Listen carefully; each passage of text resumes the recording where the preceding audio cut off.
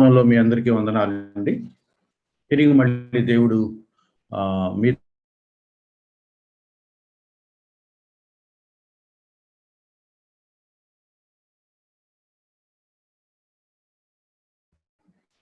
Okay. ఆహ్, so, మీ అందరికీ నా శుభాభివందనలు. ఈరోజు ఒక ఒక పుస్తకాన్ని నేను మీకు పరిచయం చేయాలని ప్రయత్నం చేస్తున్నాను. దయచేసి నాతో పాటు ఆహ్, మలాకి గ్రంథం, last book of the old testament, బైబిల్‌లో పాత నిబంధనలో ఉన్న ఆఖరి పుస్తకం. పాత నిబంధనలో ఉన్న ఆఖరి పుస్తకం. ఇది కొంచెం మీరు తెరిచి మీ ఎదురుగా ఉంచుకోవాలని ఆహ్, నేను మనవి చేస్తున్నాను. మలాకి గ్రంథం బహుశా 4, 5 శతాబ్దాల్లో రాయబడి ఉంటుంది అని బైబిల్ చరిత్రకారుల అంచనా. అంటే 5వ శతాబ్దం మధ్యలో, middle of the 5th century, లేకపోతే 4వ శతాబ్దం ఎర్లీ టైంలో, బిట్వీన్ 5 and 4 బీసీ అని అంటారు. మలాకి తర్వాత 400 సంవత్సరాల సుమారు గ్యాప్‌లో తర్వాత కొత్త నిబంధన ప్రారంభమైందని కూడా మనకు తెలుసు. చాలా ఇంపార్టెంట్, లేతే సిగ్నిఫికెంట్ పుస్తకంగా మలాకి చివరి పుస్తకంగా మిగిలిపోయింది. నాకు పర్సనల్‌గా చాలా సార్లు నేను మలాకి చదివినప్పుడు వై వాస్ మలాకి ద లాస్ట్ బుక్? ఆ తర్వాత ఇంకేమి ఎందుకు లేవు? ఎందుకు 400 సంవత్సరాల పాటు దేవుడు మాట్లాడకుండా ఉండిపోయాడు? చాలా ఆశ్చర్యం కలిగిస్తుంది. బైబిల్ పండితులు దాన్ని డార్క్ పీరియడ్ అని అంటారు, లేకపోతే సైలెంట్ ఏజ్ అని అంటారు, చీకటి యుగం అని అంటారు. దేవుడు దేవుడు తన ప్రజలకి ఎప్పుడు ఏదో ఒకటి సందేశం చెప్తూ, మాట్లాడుతూ, హెచ్చరిస్తూ, గుర్తు చేస్తూ వాళ్ళని తన వైపు మరల్చుకునేలాగా రకరకాల ప్రయత్నాలు దేవుడు చేస్తూనే ఉంటాడు.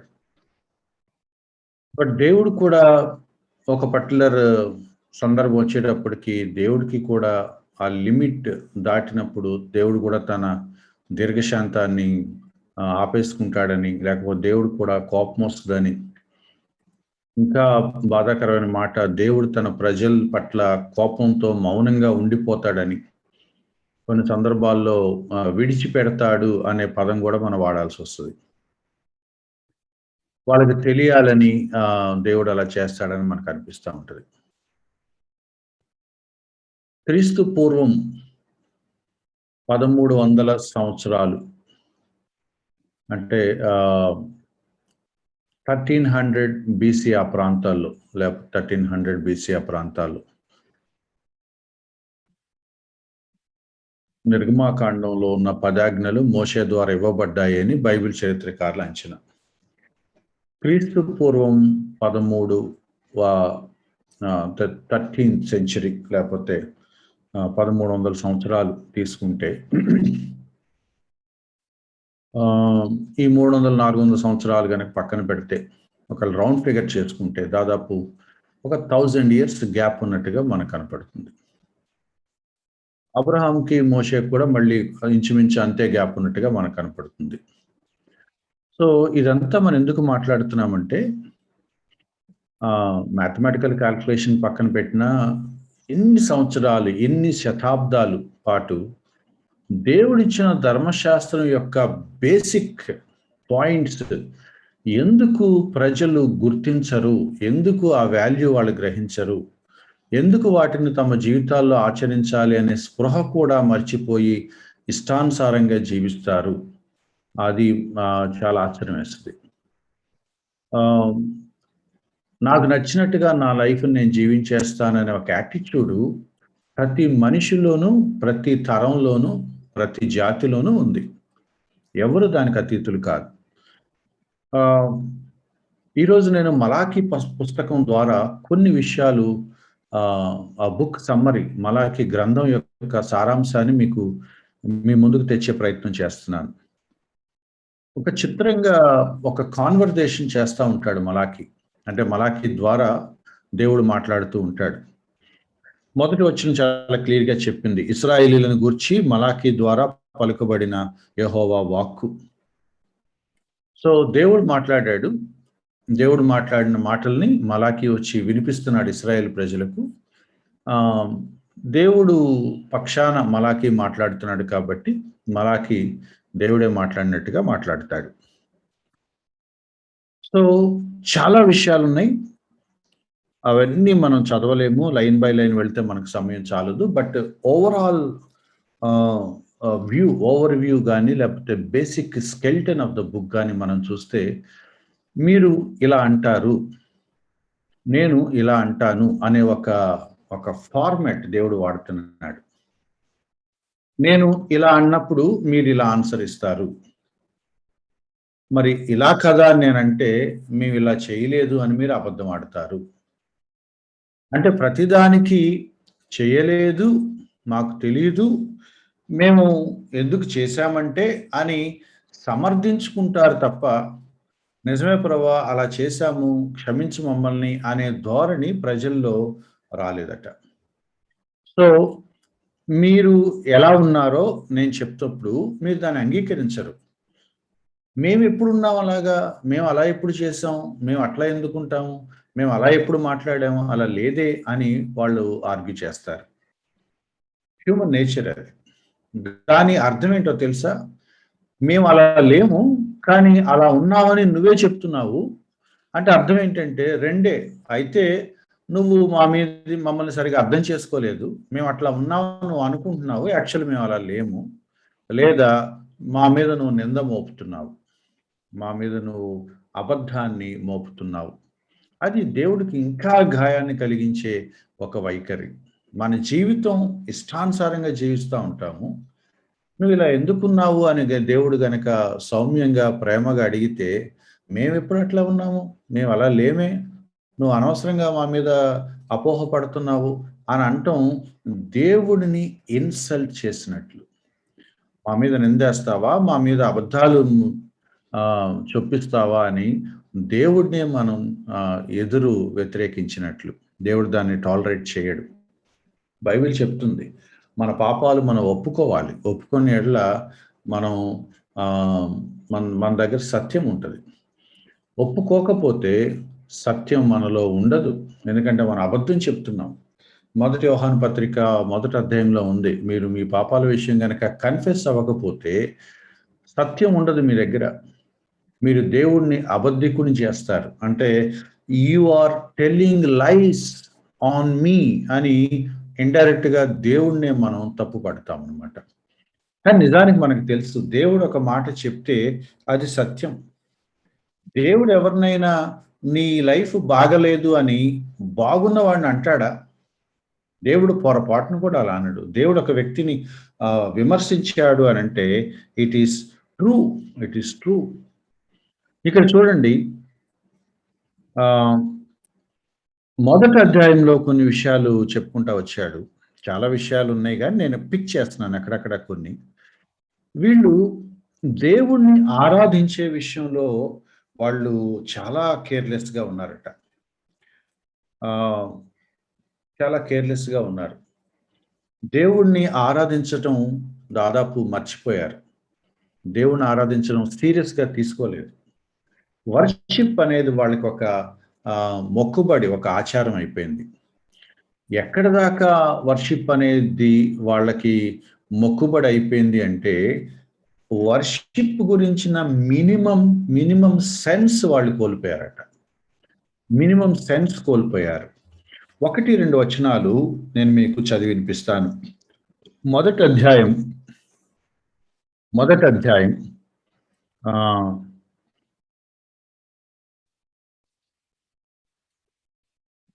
7వ వచనం. నా బలిపీఠం మీద అపవిత్రమైన భోజనమును మీరు అర్పిస్తారు.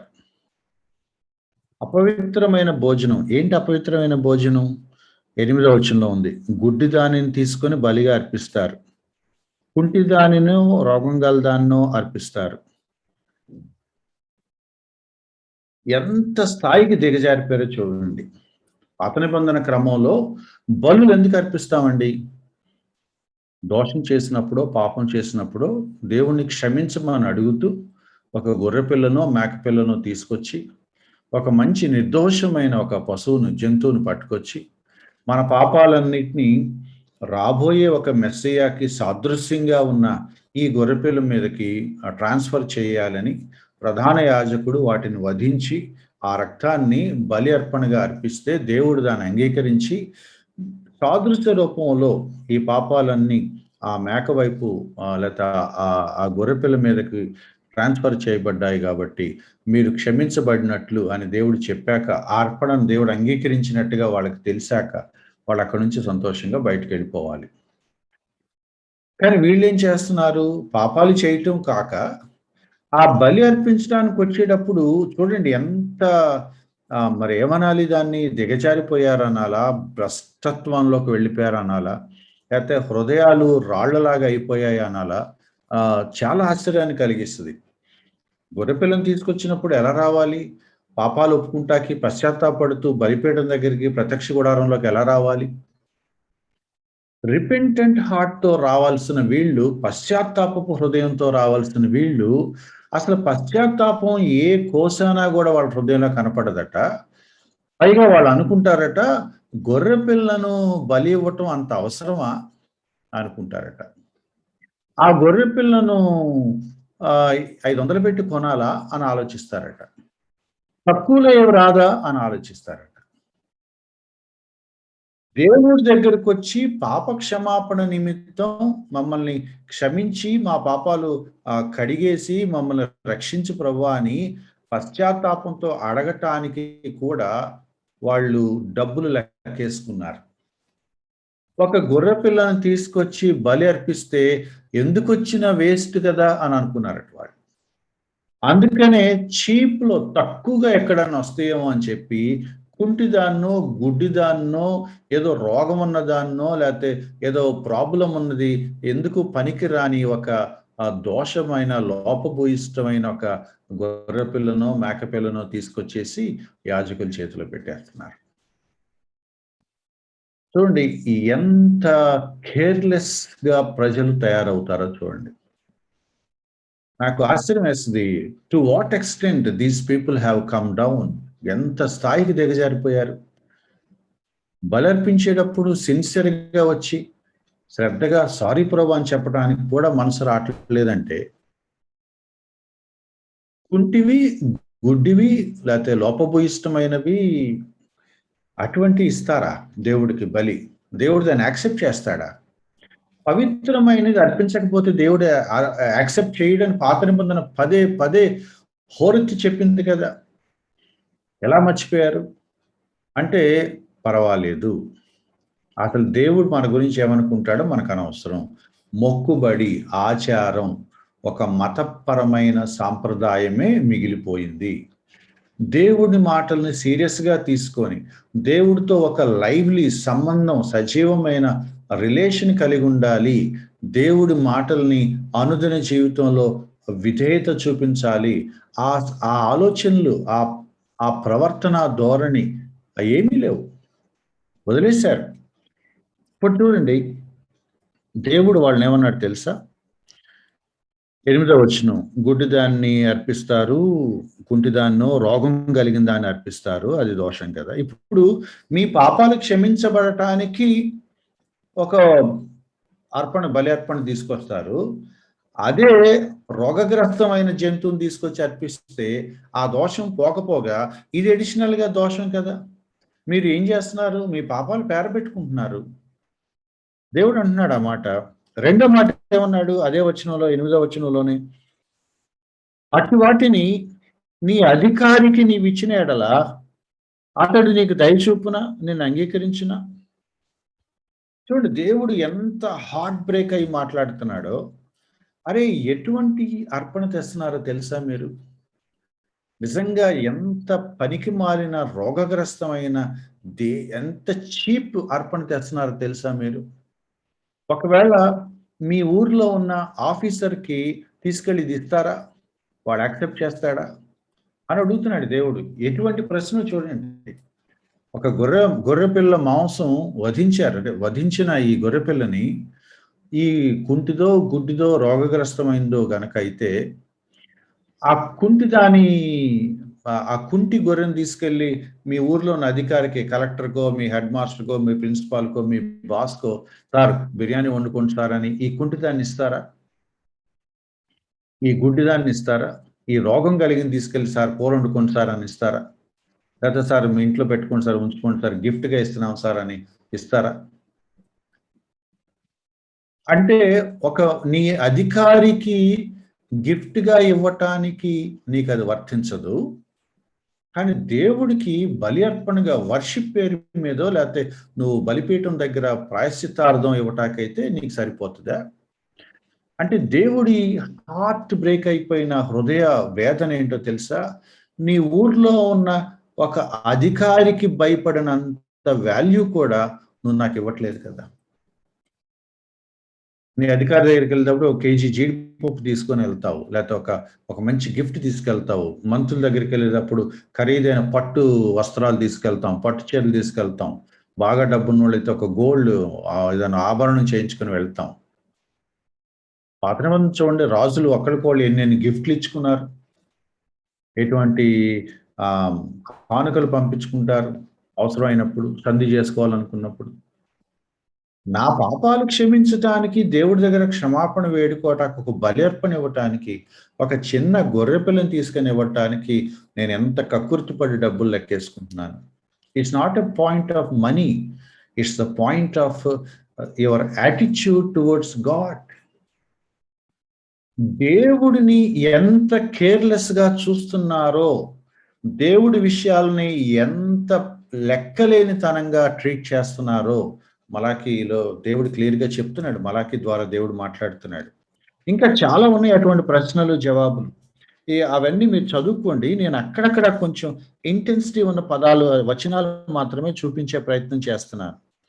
10వ వచనం. ఇటువంటి యాటిట్యూడ్ ఉన్నప్పుడు ఎటువంటి యాటిట్యూడ్?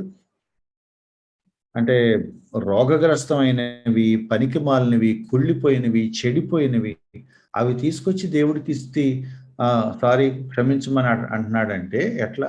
అదే కూడా చెప్పడనమాట ఇక. 10వ వచనం. మీలో ఒకడు నా బలిపీఠం మీద నిరర్ధకముగా అగ్ని రాజబెట్టకుండునట్లు ఇటువంటి దోషభూయిష్టమైన అర్పణలు తీసుకొచ్చి మరింతగా బలిపీఠాన్ని అపవిత్రం చేయటం తప్ప మీరు చేసేదేమీ లేదు. అసలు మీలాంటోళ్ళు వచ్చి బలిపీఠం వెలిగించకుండా ఉంటే బావుంటది. అసలు మీలాంటోళ్ళు ఈ బలిపీఠం దరిదాపులకి రాకుండా ఉంటే బావుంటది. ఏమన్నాడు ఆ మాట? ఎంత అసహ్యించుకుంటున్నాడు వాళ్ళ బిహేవియర్‌ని. మీలో ఒకడు నా బలిపీఠం మీద నిరర్ధకంగా వేస్ట్‌గా అనవసరం మీరొచ్చి ఆ బలిపీఠం మంట వెలిగించటం. ఎందుకంటే ఆ మంట మీద మీరు పెట్టే అర్పణ ఉందే అది అంత అపవిత్రమైంది ఇంకొకటి లేదు. మీరు అలా చేయకుండానట్లు నా మందిరపు వాకిళ్లను మూయువాడొకడు మీలో ఉంటే ఎంత మేలు. చూడండి ఇంతకంటే మాటకి దేవుడు మాట్లాడతాడా? దేవుడి పట్ల మినిమం సెన్స్ లేని ప్రజలను దేవుడేమంటున్నాడంటే, అయ్యో! మీరు అసలు లోపలికి రాకుండా ఉంటే ఎంత బావుండు. వచ్చి ఈ ప్లేస్‌ని అపవిత్రపరిచేస్తున్నారే, మీరు రాకుండా ఉంటే ఎంత బావుండు. మీరు రాకుండా ఎవరైనా ఈ ఈ దేవాలయపు, ఈ మందిరపు తలుపులు మూసేస్తే ఎంత బావుండు. ఎక్స్‌ప్రెషన్ అది. మూసేస్తే ఎంత బావుండు. ఎవరు ముయ్యాలి? ఎవరు ముయ్యాలి? యాజకులు ముయ్యాలి నిజానికి మాట్లాడితే. నేను ఆహ్, ఒక కనెక్షన్ నేను మీకు చెప్పాలి. రెండో అధ్యాయానికే కనెక్షన్.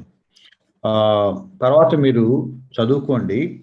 ఆహ్, నేను సెకండ్ చాప్టర్‌లోకి జంప్ చేస్తున్నాను. ఎవరు మూయాలి తలుపులు అంటే యాజకులు మూయాలి. ఎందుకు మూయాలి? యాజకులు ఎంత భయంగా బలర్పించాలండి?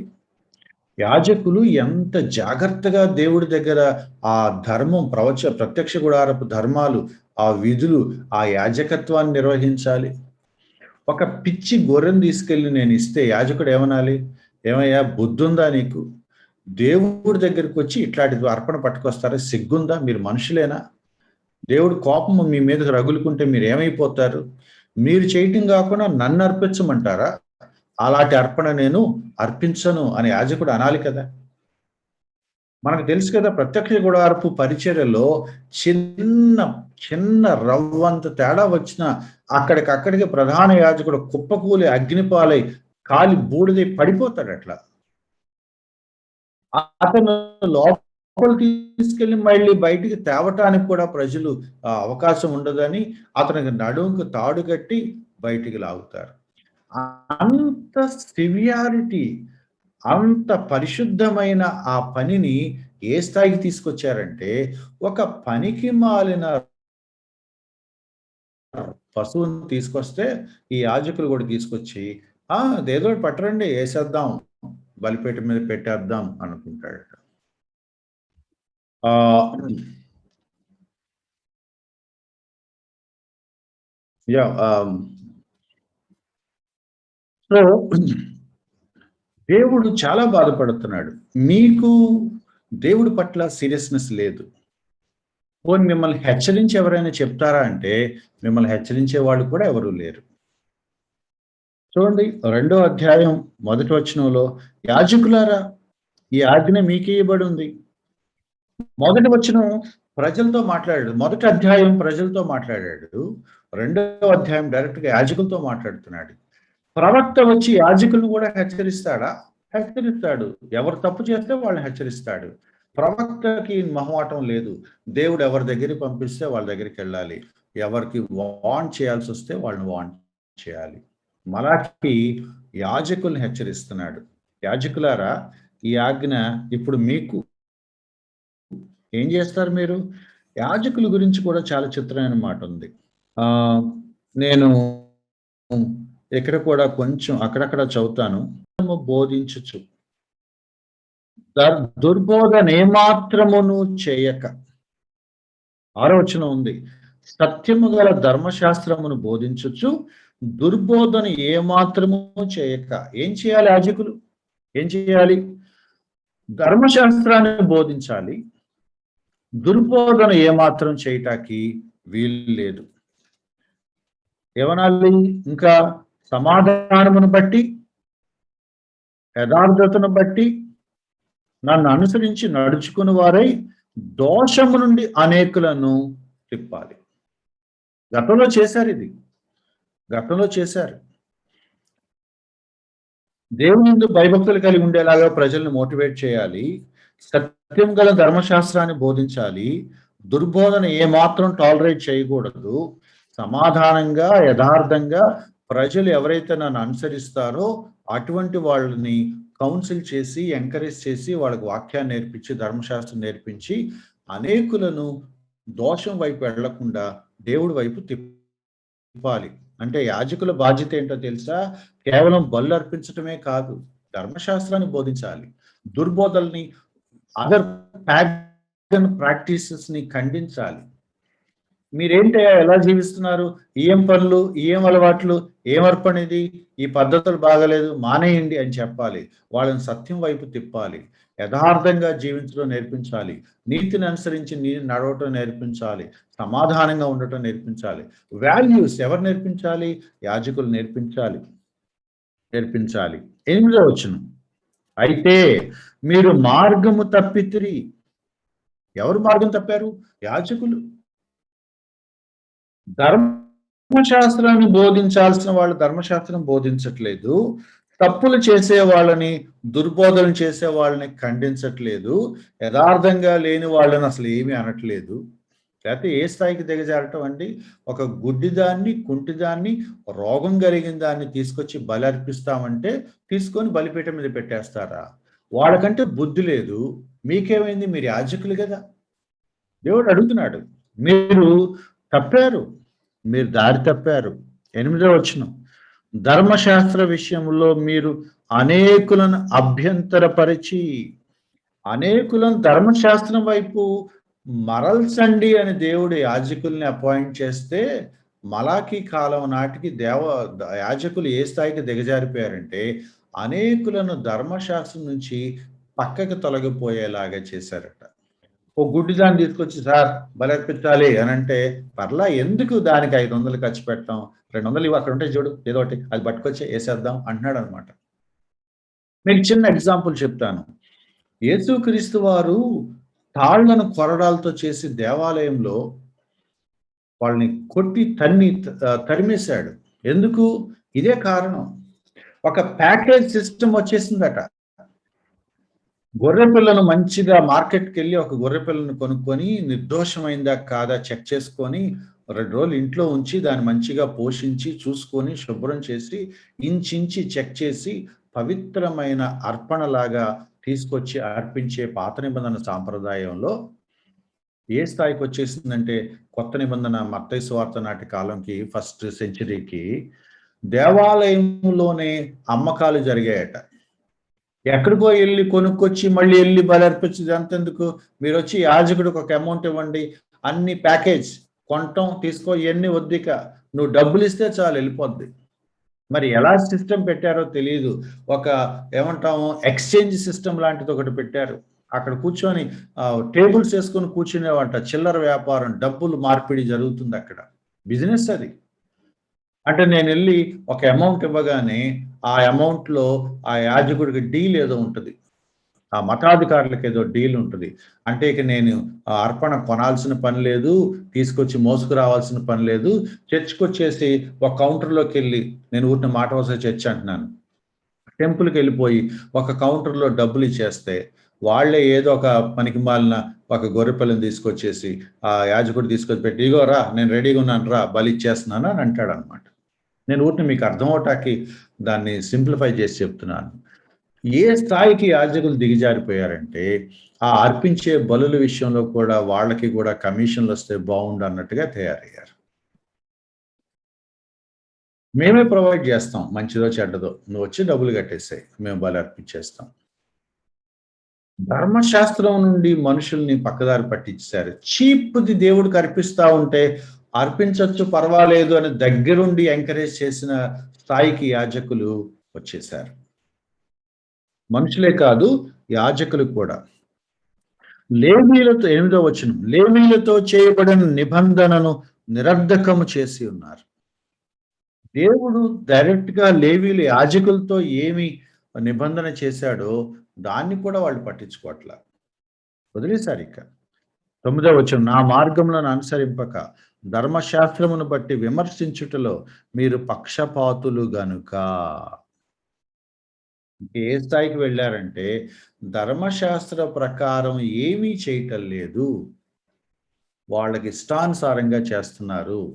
అవసరమైతే పక్షపాత ధోరణిలో తమకి ఎవరి వల్లైతే ప్రయోజనం ఉందో వాళ్ళ వైపే మాట్లాడుతున్నారు తప్ప, ధర్మశాస్త్ర ప్రమాణం ప్రకారం ఎవరు మాట్లాడట్లేదు. Careless attitude towards God, careless attitude towards word of God.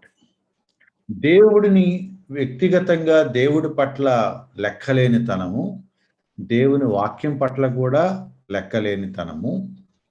అది సెన్స్ లేదు. మూడవ ప్రాబ్లమ్ చెప్తున్నాడు. మూడవ ప్రాబ్లమ్ చెప్తున్నాడు. అదేంటంటే, ఈ మాట నేను చూపించాలి. 11వ వచనం. 11వ వచనం. యూదా వారు ద్రోహులైరి, ఇశ్రాయేలు మధ్య యెరూషలేములోని హేయక్రియలు జరుగుచున్నాయి. యూదా వారు యెహోవాకు ప్రియమైన పరిశుద్ధ స్థలమును అపవిత్రపరిచి, అన్య దేవత పిల్లలను పెళ్లి చేసుకొనిరి. Pagan marriages.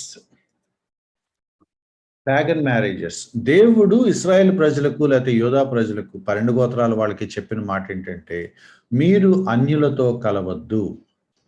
పాగన్ ప్రాక్టీసెస్‌కి వెళ్ళొద్దు. పాగన్ పీపుల్‌ని మ్యారేజ్ చేసుకోవద్దు. ఎందుకు చేసుకోవద్దు?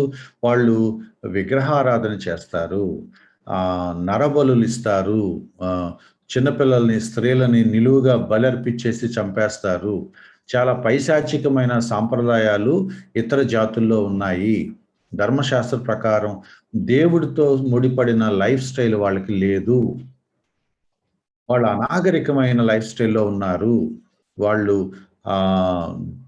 గాడ్ అనే పాయింట్ వాళ్ళకి సెన్స్ లేదు. మీరు నిజమైన దేవుడిని ఎరిగిన ప్రజలు, యెహోవా చేత ఏర్పరచబడిన ప్రజలు, ఎవరితో అయితే దేవుడు నిబంధన చేశాడో ఆ ప్రజలు మీరు. మీరు ఇతర జాతుల వాళ్ళతో, అన్యులతో మీరు సంబంధాలు పెట్టుకోవద్దు అనంటే, వీళ్ళు పనిగట్టుకొని ఆ పనే చేస్తున్నారు. ఆ పనే చేస్తున్నారు. దేవుడు ఏదైతే వద్దంటున్నాడో అదే చేస్తున్నారు. చూడండి, పాత నిబంధన స్టోరీ అంతా ఒకటే. అన్య వివాహాలు, అన్య దేవతలు. ఈ 2 మాటలు గుర్తుపెట్టుకోండి. అన్య వివాహాలు, అన్య దేవతలు. అన్య దేవతల వైపు తిరిగితే అన్య వివాహాలు చేసేసుకుంటారు. లేదా అన్య వివాహాలు చేసుకున్న వాళ్ళు అన్య దేవతల వైపు వెళ్ళిపోతారు. ఈ 2 ఇంటర్‌లింక్డ్ అన్నమాట.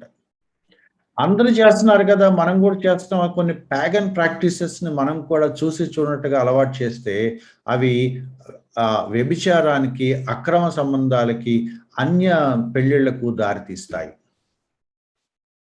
లేదు, అన్య వివాహాలు చేసుకుంటే, ఇతర జాతుల వాళ్ళని చేసుకుంటే, ఆ చేసుకున్న వాళ్ళ కోసం ఇతర ఆరాధనా క్రమాలను కూడా తలంచాల్సొస్తది. బెస్ట్ ఎగ్జాంపుల్ సొలొమోను. సొలొమోనుకి ఎంత జ్ఞానమున్నా, ఎంతోమంది అన్యులను పెళ్లి చేసుకున్న కారణం చేత, సొలొమోను ఇక ఏ స్థాయికి వెళ్ళిపోయాడో మనకు తెలుసు.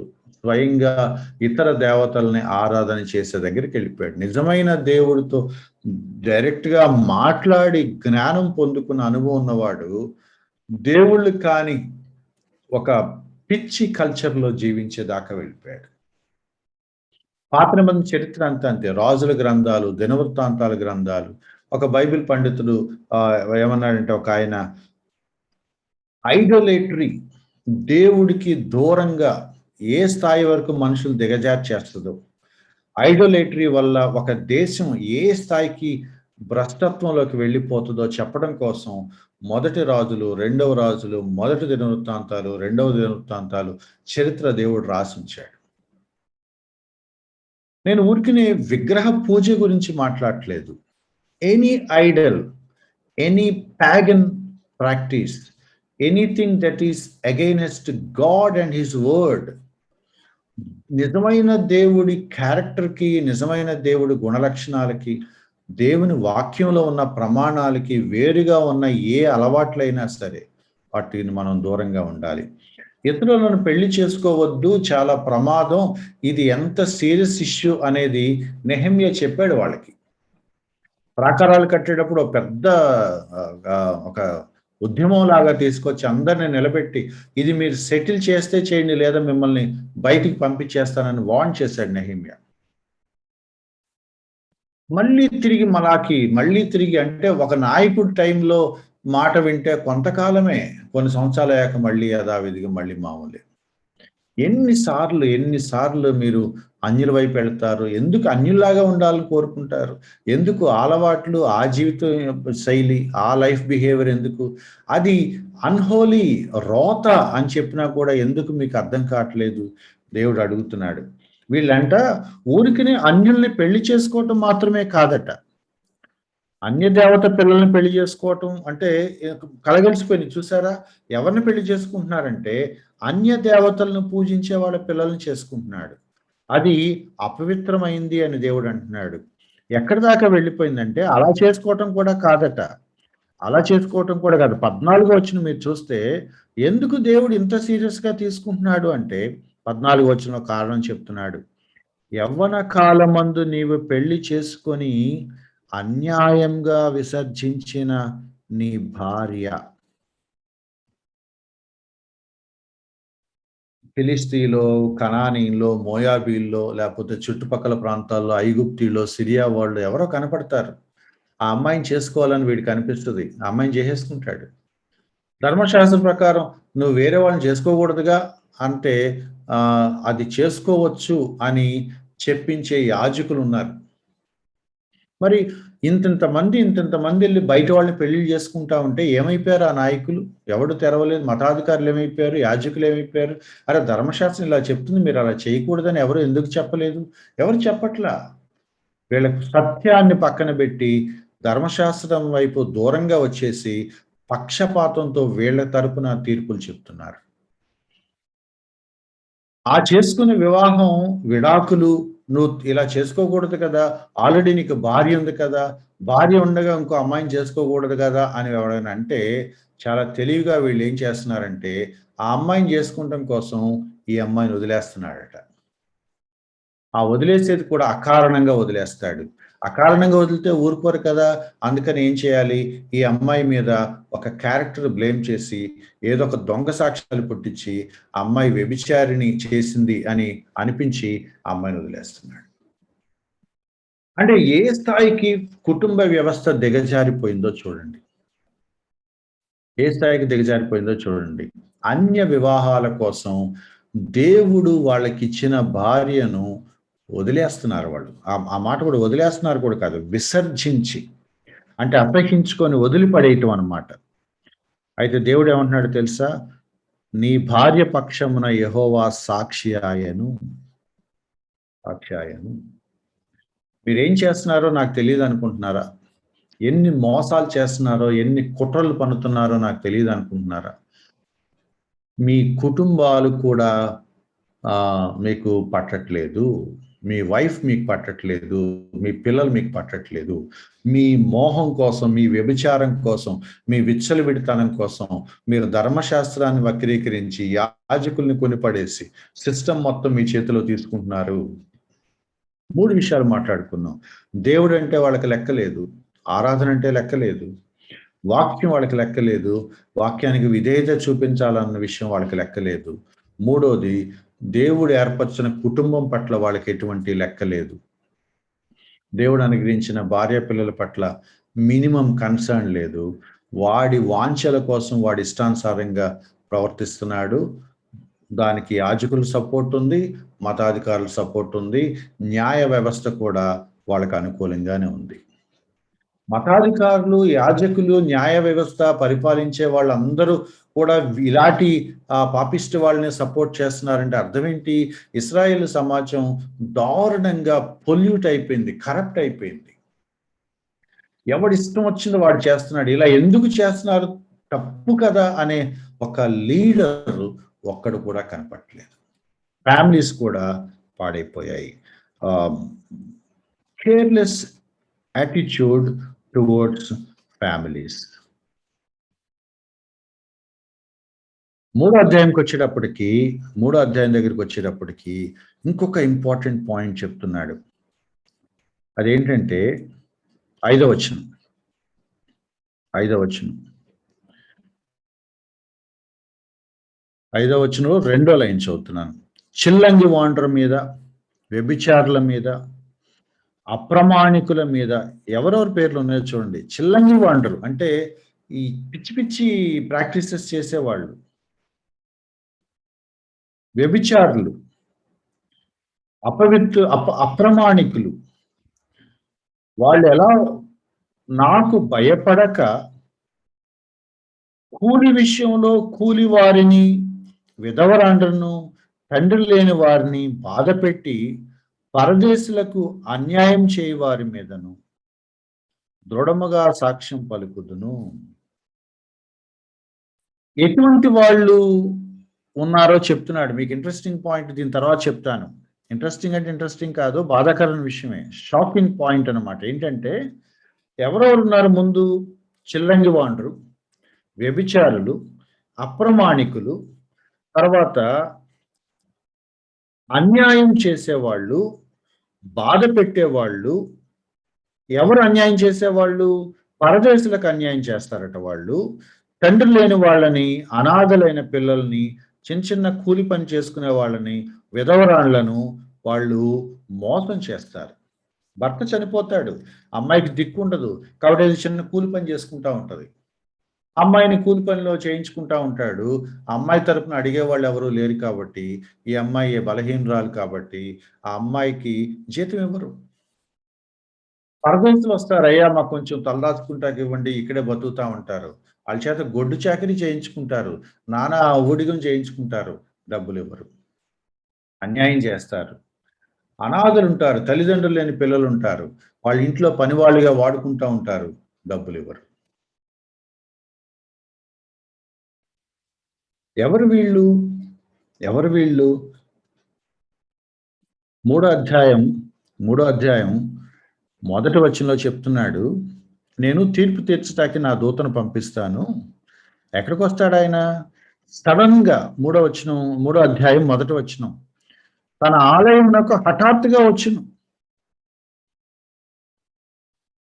స్కూల్స్‌కి చెకింగ్ వస్తారే, ఆ టైప్‌లో ఆకస్మికంగా తనిఖీ చేయటానికంట దేవుడంట తన దూతను పంపిస్తాడట.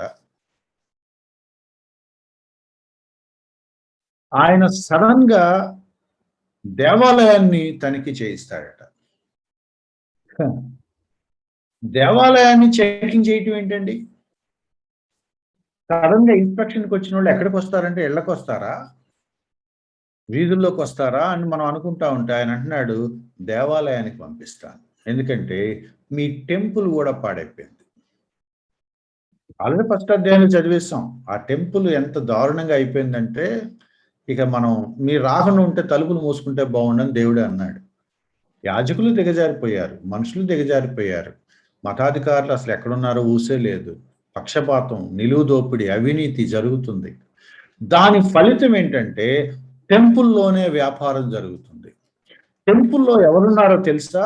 యాజకులుండాలి, మతాధికారులుండాలి, ధర్మశాస్త్రాన్ని ఇష్టంగా కోరుకునే భక్తులుండాలి, లేకపోతే దేవుని సన్నిధిని కాంక్షించే విశ్వాసులుండాలి. అటువంటి వాళ్ళెవ్వరూ కనపట్లేదు. చిల్లంగి వాళ్ళు కనపడుతున్నారంట.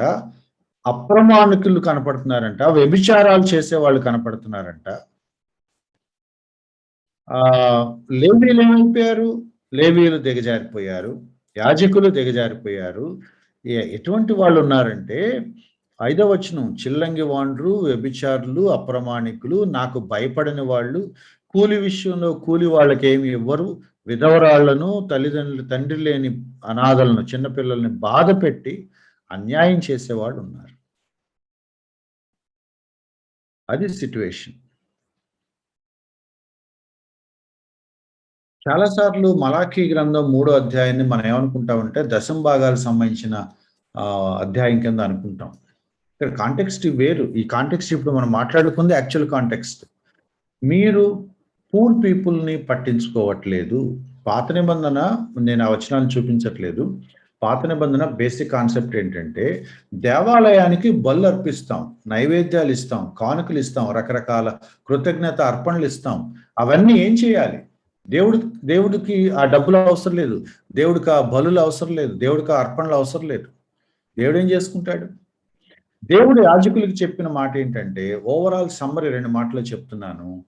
ఆ అర్పణల వల్ల ఆ ఆఫరింగ్స్ వల్ల ఒకటి లేవీయులు బ్రతకాలి, యాజకులు బ్రతకాలి. 2 మీ సమాజంలో ఉన్న పూర్ పీపుల్ బ్రతకాలి. లేవియకాండంలో ఉందది. మీరు తర్వాత చదువుకోండి. పూర్ పీపుల్ బ్రతకాలి. దేవాలయానికి అర్పణలు వస్తాయి కదా! పూర్ పీపుల్‌కి వచ్చేది. ఫర్ ఎగ్జాంపుల్ నేను ఒక గొర్రె పిల్లను బలర్పించాను. నేను కొంచెం సింపుల్ లాంగ్వేజ్‌లో మాట్లాడుతున్నాను. మీరు ఆలోచించేయండి. ఒక గొర్రె పిల్లను నేను తీసుకొచ్చి బలి అర్పణ ఇచ్చాను. ఆ బలిపీఠం మీద పెట్టాక దేవుడు నన్ను క్షమించాడన్న సంతోషంతో నేను వెళ్ళిపోతాను. మరి ఈ గొర్రెపిల్ల వధించబడిన గొర్రెపిల్ల మాంసాన్ని ఏం చేయాలి?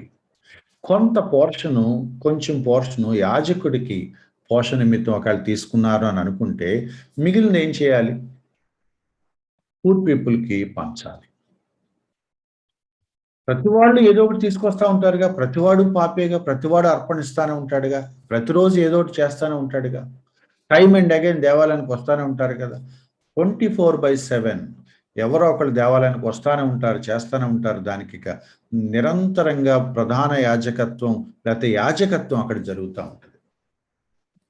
లేవీయుల బాధ్యత ఏంటంటే వచ్చినట్టు వాటి కేటగిరీని బట్టి ఆయిల్ వస్తే ఆయిల్ అంతా ఒక చోట స్టోర్ చేయాలి. గోధుమ పిండి తీసుకొస్తే గోధుమ పిండి అంతా ఒక చోట స్టోర్ చేయాలి. మాంసం అంటే జంతువులు వధిస్తే దాన్ని ఒక చోట స్టోర్ చేయాలి. రొట్టెలు లాంటివి ఉంటాయి. రొట్టెలు ఇవి కేటగరైజ్ చేసి రకరకాల సొలొమోను కట్టించిన దేవాలయంలో వీటికి రూమ్స్ ఏర్పాటు చేశారట. స్టోర్ రూమ్స్ అన్నారట వాటిని. ఏ ఏ పదార్థాలని ఒక్కొక్క పదార్థాన్ని ఒక స్టోర్ రూమ్‌లో నిల్వ చేయండి. దానికి ఎవరెవరికి డిస్ట్రిబ్యూట్ చేయాలో న్యాయంగా వాళ్ళకి డిస్ట్రిబ్యూట్ చేయండి. సో ఏంటి అంటే, యాజకులు చేసే యాజకత్వం వల్ల ఒకవైపు లేవీల సమాజం అంతా వాళ్ళ పోషణ వెళ్ళిపోతుంది. మరోవైపు వాళ్ళు ఉన్న ఊర్లో, ఆ సమాజంలో ఉన్న పరదేశులు, తల్లిదండ్రులు లేని అనాథలు, విధవరాండ్రు, కూలి పని చేసుకునే పూర్ పీపుల్, డెస్టిట్యూట్స్ ఎవరైతే ఉన్నారో వాళ్ళందరికీ కడుపు నిండేలాగా వీళ్ళు ఇవన్నీ డిస్ట్రిబ్యూట్ చేయాలి. చూడండి గాడ్స్ ప్రొవిజన్ ఎంత బ్యూటిఫుల్‌గా ఉందో. మరి వాళ్ళని పట్టించుకోవాల్సిన బాధ్యత ఎవరిది? ఇప్పుడు కుళ్ళిపోయిన రోగగ్రస్తమైన ఒక బలిని తీసుకొచ్చేసి బలిపీఠం మీద పెడుతున్నావు. ఈ పనికిమాలిన రోగగ్రస్తమైన అర్పణ యాజకుడు తింటాడా? తినడు. వండుకుంటాడా? వండుకోడు. కాబట్టి ఏం చేస్తాడు? నేనిది నీకు ఎలాగోలా మేనేజ్ చేసి బలర్పిస్తున్నాను కాబట్టి, నువ్వు నాకు ఎంతో కొంత ఇవ్వు అని అంటాడు. డీల్ కదా! ప్యాకేజ్ కదా! కాబట్టి ఇది అర్పించడానికే. ఎవ్వడికి తింటానికి కుదరదు.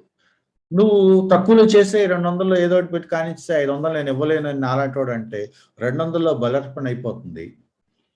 ఈయనకి చేతికి డబ్బులిస్తున్నాడు. నేను ఊరికనే మన మన టెర్మినాలజీలో మీకు అర్థం అవ్వడం కోసం చెప్తున్నా. ఇలాగే చేశారు నేను అంటలేదు. వాళ్ళ సెటిల్మెంట్స్ సుమారు అలా ఉన్నాయన్నమాట. నువ్వు కొంత తీసుకో, నీకు డబ్బులిస్తాను. ఈ కుంటిదాన్ని అర్పించేసేయి. అంటే యాజకుడికి డబ్బులొస్తున్నాయి. ఆ కుంటిదాన్ని అర్పించేస్తున్నాడు. అది కుంటిది, కుళ్ళిపోయింది, పాడైపోయింది కాబట్టి దాన్ని ఎవడు తినడు. యాజకుడికి అవసరం లేదు. దేవుడు అసలు స్వీకరించడు. దాన్ని బయటికి తీసుకెళ్ళి పూర్ పీపుల్‌కి ఏమన్నా పెడుతున్నారా? పెట్టట్లేదు. వాళ్ళ కడుపులు నింపట్లేదు. అలాగని వాళ్ళకి జీతం ఇస్తున్నారా? ఇవ్వట్లేదు. నేను చెప్పినట్టు ఎగ్జాక్ట్‌గా ఇలా జరిగిందని నేను అంటలేదు కానీ, నేను ఊరికనే అర్థం చేసుకోవటానికి ఒక చిన్న ఇల్లస్ట్రేషన్ చూపించాను. ఇంకా చాలా చేశారు వాళ్ళు. ఇప్పుడు చూడండి ఆహ్, ఇది కేవలం దశమ భాగం గురించిన ప్యాసేజ్ కాదిది. ఇది కాదు. ఇప్పుడు చూడండి 8దో వచనం. 8దో వచనం కాదు. 10దో వచనం. నా మందిరములో ఆహారం ఉండునట్లు 10వ భాగమంతయు మీరు నా మందిరపు నిధిలోనికి తీసుకొని రండి. మనం అనుకునే దశమ భాగం కాదని ఎందుకు చెప్తున్నా అంటే ఇదే కారణం. ఏం చెప్తున్నాడు 10వ వచనంలో? నా మందిరంలో ఆహారం ఉండునట్లు ఏముండాలి మందిరంలో? ఆహారం ఉండాలి. మాంసం కానీ, పదార్థాలు కానీ, ఎనీథింగ్. ఈ ఫుడ్, ఈ ఆహారం లేవీయుల పోషణకు కానీ, పేదవాళ్ళ పోషణకు కానీ ఆహారం డిస్ట్రిబ్యూట్ చేయాలి. దేవాలయంలో ఈ ఈ అర్పణలు సిన్సియర్‌గా, సీరియస్‌గా జరుగుతా ఉంటే దానివల్ల అనేక మంది ప్రజలు కడుపు నిండుతా ఉంటది. మరి వాళ్ళ కూలి పని చేసుకునే వాడికి కూలి దొరకట్లేదు. వాడికి తిండి గూడా దొరకట్లేదంటే కారణం ఎవరంటే, ఆరాధన దగ్గర జరగాల్సిన ఆ ప్రొసీజర్స్ సరిగా జరగట్లేదు. రూట్ కాజ్ ఏంటో తెలుసా? You neglected the temple service. యాజకులు దారుణంగా దిగజారిపోయారు. అర్పణలు ఇవ్వటం ఆపేశారు. ఇచ్చినా గూడా కుళ్ళిపోయింది, గుడ్డిది, చచ్చింది ఇస్తున్నారు. అది తీసుకెళ్ళి పక్కన పడేస్తున్నారు. దీనివల్ల ఎవరు నష్టపోతున్నారు తెలుసా? నీ సొసైటీలో ఉన్న పూర్ పీపుల్ నష్టపోతున్నారు. విధవరాలు నష్టపోతున్నారు. అనాథలు నష్టపోతున్నారు. పరదేశులు నష్టపోతున్నారు. బైబిల్ చెప్తున్న నాకు ఇంపార్టెంట్ ట్రూత్ ఏంటో తెలుసా? బలహీనులు, అనాథలు, విధవరాండ్రు, పరదేశులు వీళ్ళని నెగ్లెక్ట్ చేస్తే దేవుడు దాన్ని సీరియస్‌గా తీసుకుంటాడు. ఏంటి సాంప్రదాయం? మీరు ఐగుప్తులో ఎంతకాలం పరదేశులాగా బ్రతికారో మీకు గుర్తులేదా? ఎంతకాలం మీకు కూలి పని లేకపోతే దాస్యంలో మగ్గిపోయారో గుర్తులేదా? ఎంతకాలం మీరు అనాథల్లాగా అక్కడ బ్రతికారో గుర్తులేదా? మీరలా అనుభవించారు కాబట్టి నేను మిమ్మల్ని విమోచించి మీకు నా ధర్మశాస్త్రం ఇచ్చి మీరు మళ్ళీ వేరే వాళ్ళని అంటే ఐగుప్తీయులు మిమ్మల్ని చూసినట్టుగా మీరు వేరే వాళ్ళను చూడొద్దు అని నేను మీకు చెప్తే, మీరు మాత్రం ఇప్పుడు చేస్తుందేంటి? మీరు మళ్ళీ ఐగుప్తులాగా తయారయ్యారుగా. అప్పుడు ఐగుప్తీయుల కింద మీరున్నారు. కానీ ఇప్పుడు మీరెలా తయారయ్యారు? You are no better than Egyptians. మీరు వాళ్ళలాగా తయారయ్యారు. ఇప్పుడు మీ దేశంలో మీ దగ్గర తల్లిదండ్రులు లేని వాళ్ళు, అనాథలు, విధవరాళ్ళు, పరదేశులు, కూలి పని చేసుకునే అమాయకులు దారుణంగా బాధలు పడుతున్నారు. ఇదంతా టెంపుల్‌ని కేంద్రంగా చేసుకొని జరుగుతున్న ఒక వ్యాపారం. అందుకు దేవుడు అంటున్నాడు, హఠాత్తుగా వస్తాను, మీ సంగతి తేలుస్తాను, తీర్పు తీరుస్తాను. ఊరుకోను నేను మీకు. వర్షిప్ కేర్‌లెస్‌గా ఉంది. వాక్యానికి విధేయత చూపించడం కేర్‌లెస్‌గా ఉంది. ఫ్యామిలీసు కేర్‌లెస్‌గా పట్టించుకోవట్లేదు. అండ్ సొసైటీ పట్ల, పూర్ పీపుల్ పట్ల, డెస్టిట్యూట్స్ పట్ల, నీడీ పీపుల్ పట్ల అసలు కన్సర్నే లేదు. కాబట్టి దేవుడు ఏమంటున్నాడంటే, నేను మిమ్మల్ని శపిస్తాను. నేను మిమ్మల్ని శపిస్తాను. మీరు అవి చేయలేదు కాబట్టి నేను మిమ్మల్ని శపిస్తాను. 9వ వచనం. ఈ జనులందరూ నా యొద్ద దొంగిలించునే ఉన్నారు. మీరు శాపగ్రస్తులైనారు. మనం చాలా సార్లు మనకేం చెప్తున్నారు తెలుసా బయట? దశమభాగం ఇవ్వకపోతే దేవుడు డబ్బు దొంగిలించినట్టని చెప్తున్నారు. దాని కంప్లీట్ మీనింగ్ అది కాదు. కంప్లీట్ మీనింగ్ ఏంటో తెలుసా? You are neglecting the poor people. వాళ్ళకి అన్నం పెట్టట్లేదు మీరు. నా దేవాలయానికి ఆహారం వస్తే, నా దేవాలయానికి వచ్చిన ఆహారాన్ని నువ్వు ప్రజలకు పంచాల్సింది పోయి, అది బయటికి వెళ్ళట్లేదు. ఇక్కడికి రావటం లేదు. నువ్వు వాళ్ళ కడుపు కొడుతున్నారు మీరు. కాబట్టి వాళ్ళ కడుపు మీరు కొడుతున్నారంటే, మరి వాళ్ళకి పెట్టనప్పుడు నేను మీకెందుకు అన్నం పెట్టాలి అని దేవుడు అడుగుతున్నాడు. నేను ఎవరికైతే మీకు పెట్టమని మీకు ఆ బాధ్యత అప్పచెప్పానో, ఇప్పుడు దేవుడు నాకు రూ. 10 ఇచ్చాడండి. ఆ రూ. 2 తీసుకెళ్ళి పక్కనోడికి ఇమ్మని దేవుడు చెప్పాడు. నేను ఇవ్వట్లేదు. అప్పుడు ఆ రూ. 10 మాత్రం నీకెందుకు ఇవ్వాలిరా? నువ్వు ఇవ్వనప్పుడు అనంటే దేవుడు, నేనే ఇచ్చుకుంటాను వాడికి. నీతో నా పనేంటి? కాబట్టి ఇక్కడ ఒక ప్రిన్సిపల్ మనకు కనపడుతుంది. ఆహ్, 9వ వచనంలో చాలా క్లియర్‌గా ఉంది. ఈ జనులందరూ నా యొద్ద దొంగిలించునే ఉన్నారు. మీరు శాపగ్రస్తులై ఉన్నారు. మీరు శాపగ్రస్తులై ఉన్నారు. కాబట్టి దేవుడు చెప్తున్నాడు, నేను మిమ్మల్ని శపిస్తాను. నేను మిమ్మల్ని శపిస్తాను. కానీ మీరు రియలైజ్ అయితే అంటే వాళ్ళంటారంట 8వ వచనంలో మేమెప్పుడు 8వ వచనం గాని, లేకపోతే 7వ వచనం గాని వీళ్ళు మాట్లాడతారు. మేమెప్పుడు తీసుకున్నాము? మేము నీ దగ్గర ఎందుకు దొంగిలించాము అని అంటారట. అప్పుడు ఆయన చెప్తున్నాడు, మీరు నా దగ్గర దొంగిలించడం అంటే, మీరు నా మందిరానికి తేవాల్సినవి తీసుకురావట్లేదు. దానివల్ల ఎంతమంది నష్టపోతున్నారో చూడండి. కాబట్టి వాళ్ళెవరు సంతోషంగా లేనప్పుడు, మీకొక్కళ్ళకే నేనెందుకు పెట్టి మీ కడుపులు మేపాలి? కాబట్టి I am going to curse you. అంటే వాళ్ళంటారంట, అలా ఏం కాదు. వాళ్ళకి అలా ఉండటానికి కారణం ఇది కాదు అని అంటారట. వాళ్ళు అలా ఉండటానికి వేరే వేరే కారణాలున్నాయి. మా వల్ల కాదు. దానికేదో బోలెడన్ని కారణాలున్నాయి. మేం కాదు అని అంటారట సింపుల్‌గా. అప్పుడు దేవుడేమంటున్నాడంటే, కావాలంటే మీరు చెక్ చేసుకోండి. నేను ఊరికనే అనను గదా! ఊరికనే అన్నా కదా! మీరు నన్ను శోధించిన ఎడల మీరు చెక్ చేసుకోండి. యూ టెస్ట్ మీ. ఏం టెస్టు? ఈ శాపం దీని వల్లే వచ్చిందా? లేకపోతే దేనివల్లొచ్చింది? ఎలా చెక్ చేయాలి? ఆయనంటున్నాడు, మీరు ఇవన్నీ చేయట్లేదు కాబట్టి ఈ శాపం మీ మీదకొస్తుందని చెప్తున్నాను. మీరు టెస్ట్ చేయండి. ఈ పనులన్నీ సిన్సియర్‌గా చేయండి. నేనెట్లా ఆశీర్వదిస్తానో చూడండి. ఇవి మీరు అయినా కూడా ఇంత చెప్పినా కూడా మీరు చేయలేదనుకోండి, ఈ కండిషను ఇంకా విషమించి, ఇంకా వర్సన్ అవుతుంది అని చెప్పాడు. మీరు లోబడి రిపెంట్ అయ్యి సరిచేసుకొని, అరే! దేవాలయాన్ని సీరియస్‌గా తీసుకుందాం. దేవుడిని సీరియస్‌గా తీసుకుందాం. దేవుడు వాక్యాన్ని సీరియస్‌గా తీసుకుందాం. కుటుంబాలని సీరియస్‌గా తీసుకుందాం. మన చుట్టూ ఉన్న నైబర్స్‌ని సీరియస్‌గా చూసుకుందాం అని మీరు అనుకోండి. నన్ను టెస్ట్ చేయండి. నేను ఎట్లా మిమ్మల్ని ఆశీర్వదిస్తానో చూడండి. మీరెప్పుడు ఇలాగే ఉంటారా? ఇది ఉన్న కొద్దీ మరింతగా ఈ శాపం పెరుగుతుంది. దేవుడు బ్లాక్ అండ్ వైట్ మాట్లాడుతున్నాడు. ధర్మశాస్త్రం అంతటిని 2 ముక్కల్లోకి యేసుక్రీస్తు వారు సమప్ చేసాడు. నీ దేవుడైన యెహోవాను సేవించాలి. నిన్ను వలె నీ పొరుగువాడిని ప్రేమించాలి. 10 ఆజ్ఞల సమ్మరీ ఏంటండి? 10 ఆజ్ఞల సమ్మరీ ఏంటి? నేను తప్ప వేరొక దేవుడు ఉండకూడదు. ఆ దేవుడిని ఎలా ఆరాధించాలంటే, ఆయన రోషం కలిగిన దేవుడు. అలాగిలాగా ఆరాధిస్తే అల్లాటప్పగా చేస్తే ఆయన ఊరుకోడు. కానీ ఏం చేస్తున్నారు వీళ్ళు? వర్షిప్ కేర్‌లెస్‌గా ఉంది. పూర్ పీపుల్‌ని పట్టించుకోండి. పట్టించుకోవట్లేదు. తల్లిదండ్రులను సన్మానించండి. తల్లిదండ్రుల సంగతి తర్వాత చేసుకున్న భార్యలను కూడా వదిలిపడేసి ఎళ్ళిపోతున్నారు. అసలు పట్టట్లేదు. పిల్లలు కూడా అదే లాంటి భ్రష్టత్వాన్ని అలవాటుగా తీసుకొని పెరుగుతున్నారు. పొరుగువాడిని ప్రేమించండి. నీ పొరుగువాడిది ఏది ఆశించొద్దంటే, పొరుగువాడికి కూలి డబ్బులు గూడా ఇవ్వటానికి వీళ్ళు సిద్ధంగా లేరు. ఏ స్థాయికి డీగ్రేడ్ అయిపోయారో మనకు కనపడుతుంది. In other words, these people are rebellious people. ధర్మశాస్త్రాన్ని లేదా ఇంకా సింపుల్‌గా 10 ఆజ్ఞల్ని మినిమమ్ కూడా పాటించట్లేదు. మరి నాకెందుకు కోపం రాదు? అంటే మేమలా చేయట్లేదు అంటున్నారు. దేవుడిని వదిలేశారు. మేమెక్కడ వదిలేసామంటారట. కుటుంబాలను వదిలిపడేశారు. మేమెక్కడ వదిలేసామంటారట. వాక్యాన్ని పక్కన పెట్టారు. మేమెందుకు అలా చేస్తామంటారట. కూలి వాళ్ళని, పూర్ పీపుల్‌ని, ప్రజల్ని పట్టించుకోరు. నైబర్స్‌ని పట్టించుకోరు.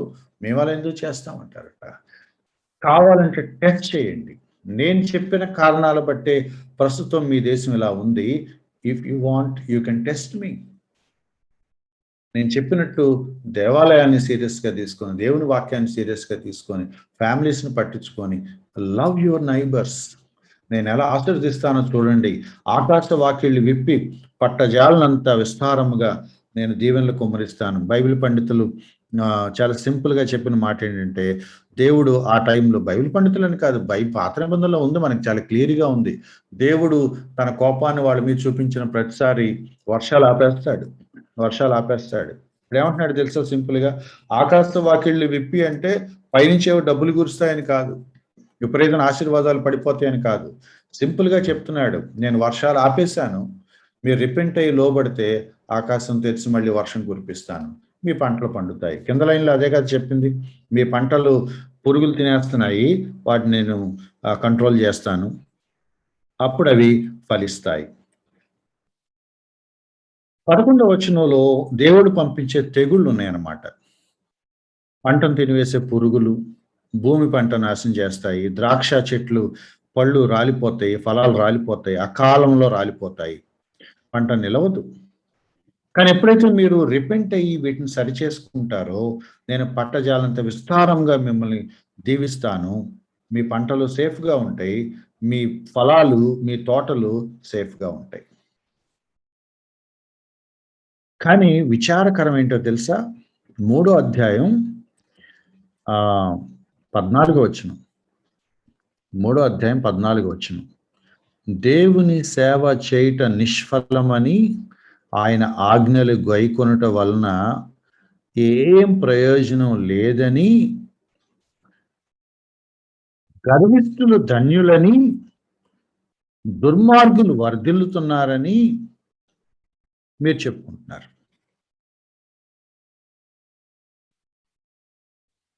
దేవుడిని లెక్క చేయట్లేదు అనంటే, సారీ ప్రభు అని అంటలేదు వాళ్ళు. మీరు పనికిమాలిన వాటిని బలర్పణలు తీసుకొచ్చి దేవాలయాన్ని అపవిత్రపరుస్తున్నారు అంటే, సారీ ప్రభు అని చెప్పట్లేదు.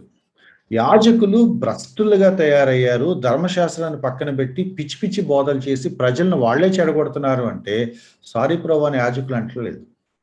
మీరు అన్య వివాహాలు చేసుకొని, వ్యభిచారాలు చేస్తూ, మీ మీకు దేవుడిచ్చిన భార్యల్ని, పిల్లల్ని నెగ్లెక్ట్ చేస్తున్నారు అంటే, సారీ ప్రభు అంటలేదు. దేవాలయాన్ని వ్యాపారపు గృహంగా మార్చేశారు.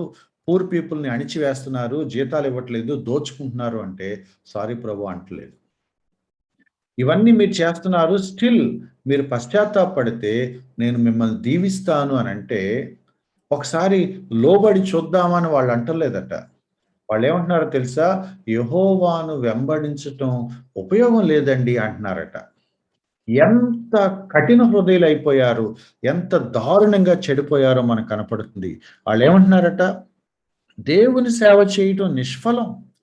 ఆయన ఆజ్ఞలు గైకొనటం, ఆయన సన్నిధికెళ్ళి పశ్చాత్తాపడటం వలన ప్రయోజనం ఏంటి అంటున్నారట.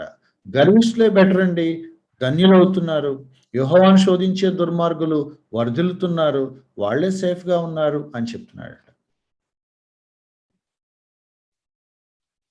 నాకొకసారి ఏమనిపిస్తదంటే, ఏమాత్రం అయినా మనుషులకి సిగ్గుంటదా అని అనిపిస్తా ఉంటది. ఇంత చేసిన దేవుడికి ఇష్టానుసారంగా జీవిస్తూ మ మన వాళ్ళు క్యాప్షన్ పెట్టారే, మై లైఫ్, మై విష్. నా ఇష్టం. నాకు నచ్చినట్టుగా బతుకుతాను. ఆరాధన, దేవుడా, ఆయన క్యారెక్టరా నాకెందుకు? వాక్యమా? నాకెందుకు? చెప్తాడు, అట్లా చెప్తాడు, మనకెందుకు? ఫ్యామిలీయా? మనకెందుకు? రెస్పాన్సిబిలిటీసా? మనకెందుకు? జాగ్రత్తగా ఉండాలా? మనకెందుకు? నైబర్స్‌ని పట్టించుకోవాలా? పూర్ పీపుల్‌ని పట్టించుకోవాలా? అనాథలను పట్టించుకోవాలా? విడోస్‌ని పట్టించుకోవాలా? నాకెందుకది? నా స్వార్థం నేను చూసుకుంటాను. అది ధర్మశాస్త్ర ప్రమాణాలకి విరుద్ధం. దేవుడి ప్రమాణాలకు విరుద్ధం. మీ చరిత్ర గుర్తు చేసుకోండి. దేవుడిచ్చిన పదాజ్ఞలు గుర్తు చేసుకోండి. ఇవి మీ వాల్యూస్ కాదు అంటే వాళ్ళేమంటారంటే, ఏంటి వాల్యూస్? దేవుడి ఆజ్ఞలు గైకుంటే ఏమొస్తది?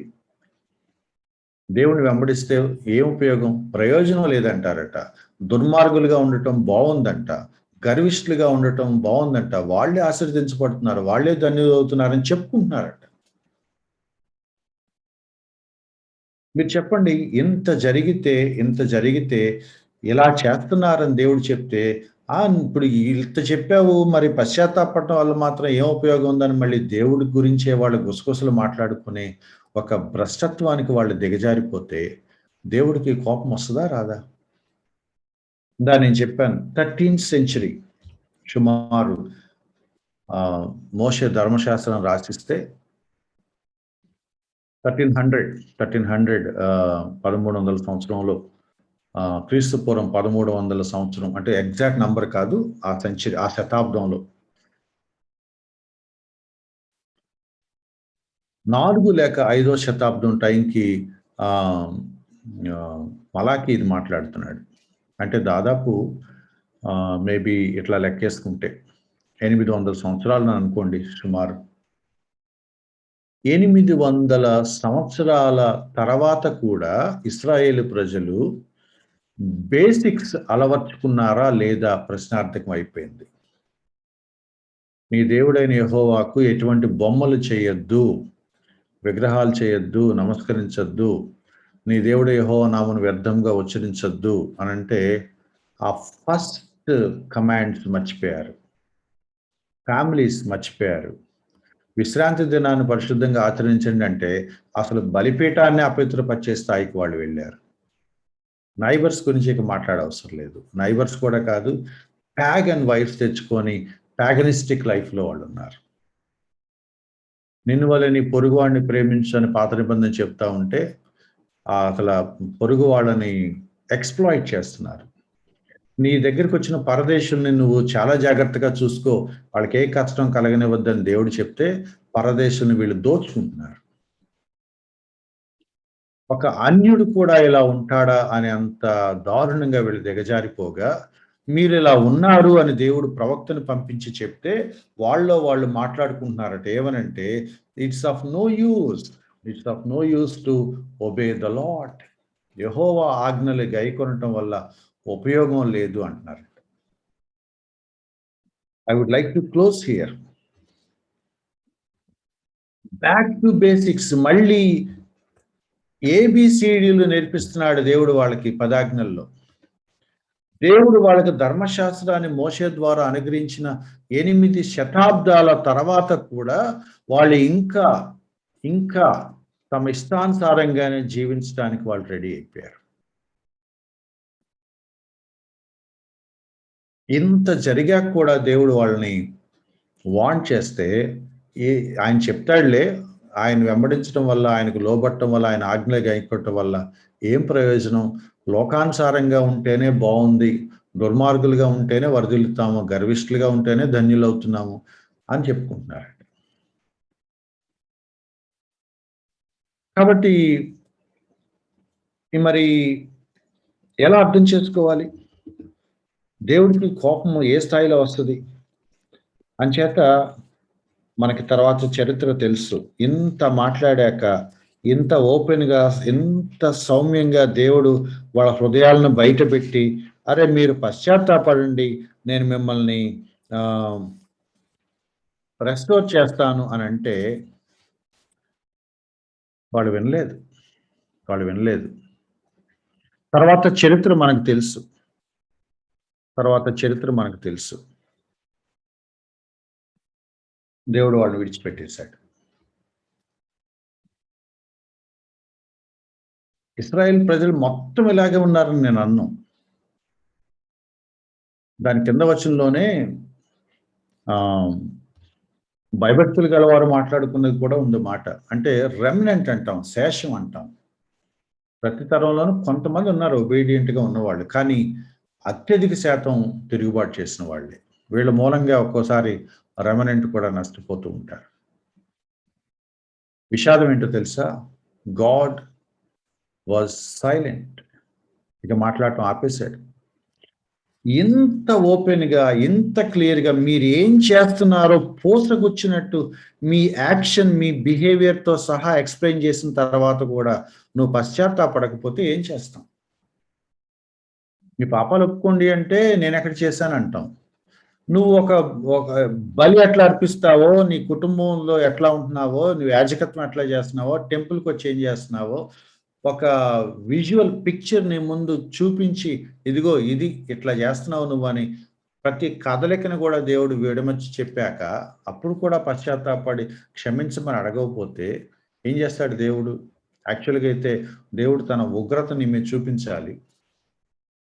కానీ వాళ్ళతో నిబంధన చేసుకున్నాడు కాబట్టి, తన కోపాన్ని అణుచుకొని ఆయన ఏం చేశాడంటే, వాళ్ళతో మాట్లాడటం మానేశాడు. మలాకి గ్రంథం చాలా ట్రాజిక్‌గా ఎండ్ అయిపోతుంది.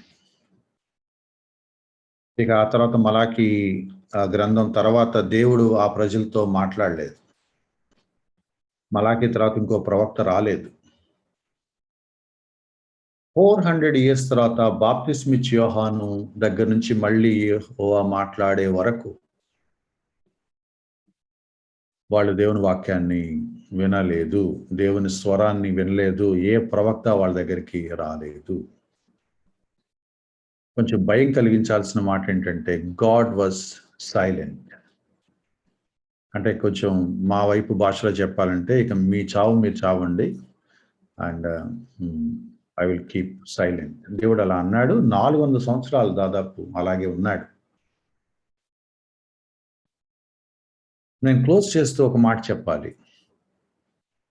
ప్రతి విశ్వాస జీవితంలో ఈ ప్రాబ్లమ్ వస్తది. Careless attitude towards God. Careless attitude towards Bible. Careless attitude towards families. And careless attitude towards needy people.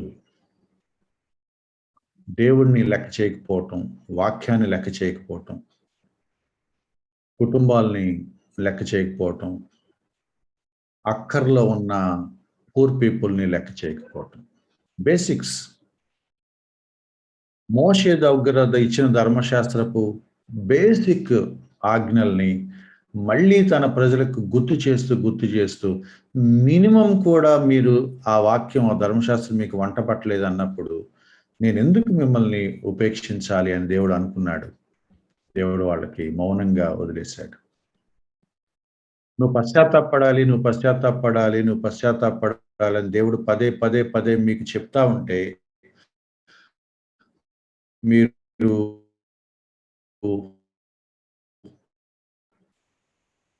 దాన్ని పట్టించుకోకుండా ఆ పరిశుద్ధం మీకు పడతాయి. There are chances that he will keep quiet for some time, sometimes for a long time. దేవుని వాక్యాన్ని సీరియస్‌గా తీసుకోండి. దేవుణ్ణి సీరియస్‌గా తీసుకోండి. దేవుని మాటల్ని సీరియస్‌గా తీసుకోండి. ఫ్యామిలీస్‌ని సీరియస్‌గా తీసుకోండి. Neighbours, poor people, destitutes, needy people, దేవుడు మీకు ఏ బాధ్యత అప్పచెప్పాడో మీ వల్ల ఎవరు నష్టపోకుండా ఉండటానికి యువర్ నైబర్స్ సీరియస్‌గా తీసుకోండి. దేవుడు మీకు ఏదైనా జ్ఞాపకం చేసి పదే పదే తన వాక్యం ద్వారా గుర్తు చేసి you you set it right, you confess, సరిచేసుకో, పశ్చాత్తాపడు, ఒప్పుకో, సరిచేసుకో, లోబడు, విధేయత చూపించు అని దేవుడు ఏ విషయంలో అయితే పదే పదే మిమ్మల్ని వార్న్ చేస్తూ ఉంటాడు, గుర్తు చేస్తూ ఉంటాడు, వాటికి అవును ప్రభువా అని ఎటువంటి సమర్థింపులు, సంజాయిషీలు, కవరపులు లేకుండా దేవుడి దగ్గర ఒప్పుకోవటం నేర్చుకోండి. అదర్వైజ్ చాలా నష్టపోతాం. దేవుడిని దుఃఖపెడతాం. దేవుడికి కోపం తెప్పిస్తాం. దేవుడికి ఒక ఎక్స్‌టెంట్, ఒక హద్దు దాటిపోయాక దేవుడు నీ మానాన్ని నిన్ను వదిలేసే ప్రమాదం ఉంది. రోమీయులకు రాసిన పత్రిక మొదటి అధ్యాయంలో ఉంది. మనందరికీ తెలుసు. దేవుడు వాళ్ళని భ్రష్ట మనసుకు వదిలేశాడు. ఇక ఎంత చెప్పినా కూడా నిజమే ప్రభువా నువ్వు అంది కరెక్టే అని ఒక మాట అనలేని వాడు ఇక చెప్పు ఉపయోగం ఏంటి? ఇక దేవుడు మాత్రం ఎన్నిసార్లు చెప్తాడు? నువ్వు దేవుడి కంటే ఎక్కువ. దేవుడు నీ ఎంట పడతాడా? ఎంతకాలం పడతాడు? ఎందుకు పడాలి? ఎందుకు పడాలి? ఆ దీర్ఘశాంతం మనకు అలసైపోయిందా? ఆ కృప మనకు అలసైపోయిందా? కాబట్టి don't underestimate God's character. దేవుడు క్విక్‌గా ఒక్కోసారి సీరియస్‌గా తీసుకొని తన యాక్షన్ తీసుకుంటే జీవితకాలం మనం నష్టపోతాం. Let us take this warning. మా ఇశ్రాయేలు ప్రజలు ఎప్పటికీ ఆ చరిత్రలోంచి ఆ పాఠాలు నేర్చుకోలేదు. ఎంతవరకు నేర్చుకోలేదంటే 400 సంవత్సరాల పాటు దేవుడు వాళ్ళతో మాట్లాడకపోయినా గూడా అట్లాగే తమ చాదస్తంలో కొనసాగారు గానీ they never realised. Best proof ఏంటో తెలుసా? యేసుక్రీస్తు వారొచ్చి మాట్లాడుతున్నా కూడా వాళ్ళు లోబడకపోవటం. ఎంత చెప్తే వినని వాళ్ళు ఇంకో ప్రవక్త వస్తే చెప్తాడా? వీడిని నమ్ముతారా? నమ్మరు. 400 సంవత్సరాల తర్వాత దేవుడే కిందకి దిగొచ్చి చెప్పినా కూడా వాళ్ళు లోబడలేదు. దాని తీర్పు వాళ్ళు ఆ తర్వాత చూశారు. 60 ఆర్ 70 టైటస్ అనే అతనొచ్చి ఏ స్థాయిలో వాళ్ళని దేవుడు తీర్పు విధించాడో మనం చూస్తుండి ఇంకా లోబడకపోతే బీ కేర్ఫుల్. దేవుడు చెప్పటం మానేస్తే అంతకంటే శాపం ఇంకోట్లేదు. దేవునికి ఏదైనా జ్ఞాపకం చేస్తా ఉంటే దేవుడి దగ్గర సరెండర్ అయిపోయి పశ్చాత్తాపడి ఒప్పుకోండి. అదర్వైజ్ అది మన హృదయాన్ని మరింతగా పాడు చేస్తుంది. నష్టపోయి చాలా భారీ మూల్యం చెల్లించుకోవాల్సి వస్తుంది. Let us obey God. Let us surrender to God. Thank you. Yeah, I